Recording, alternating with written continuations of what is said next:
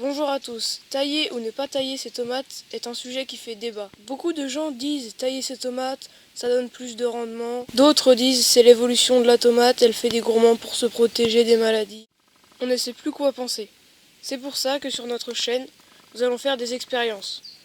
Nous allons laisser des gourmands pousser sur des pieds et d'autres nous allons les tailler. Nous verrons si la tomate est malade, si le rendement est meilleur.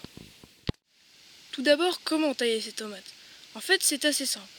Ici, vous avez une feuille, ici, vous avez un tronc, et le gourmand va se situer ici, juste en diagonale. Il faut le casser nettement pour ne pas églander la tomate. Églander la tomate, ça veut dire lui enlever de la peau. Cela peut provoquer des maladies. Si le gourmand commence à devenir trop épais comme ici, il vaut mieux le couper avec un sécateur pour prendre moins de risques de couper la tomate. Il y a aussi un autre moyen de protéger ces tomates contre le mildiou par exemple. En fait, c'est très simple. Il suffit de couper les branches trop près du sol ou qui touchent le sol, car le mildiou vient de l'humidité. Donc par exemple, quand il pleut ou quand vous arrosez, les feuilles vont toucher par terre, le sol va être humide et cela va favoriser le mildiou. Sur ce pied-ci, comme vous pouvez le voir, nous avons laissé un gourmand très gros pousser.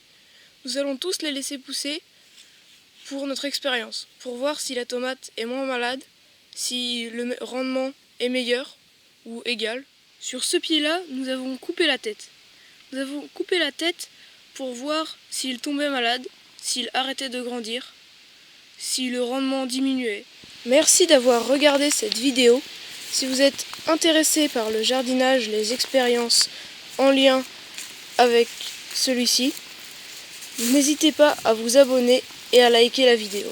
Merci.